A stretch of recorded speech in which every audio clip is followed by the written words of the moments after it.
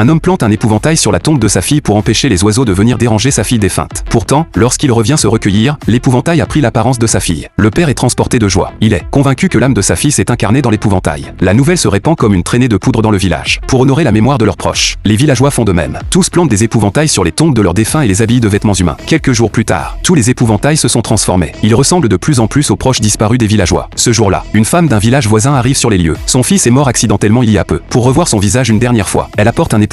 Mais son mari s'y oppose fermement. Il pense que tout cela n'est que superstition. La femme est furieuse, sans tenir compte des mises en garde de son époux. Elle plante l'épouvantail devant la tombe de leur fils. Le lendemain, quand ils reviennent tous les deux, l'épouvantail a effectivement pris les traits de leur fils. Mais étrangement, celui-ci affiche une expression terrifiée. Il fixe son père avec ressentiment. L'homme, pris de panique, agrippe l'épouvantail par le cou et tente de l'arracher. Mais l'instant d'après, il perd soudain le contrôle de son corps. L'arrière de son crâne heurte violemment la pierre tombale derrière lui, tandis que l'épouvantail fils s'enfonce dans son cœur. C'est alors que la femme comprend.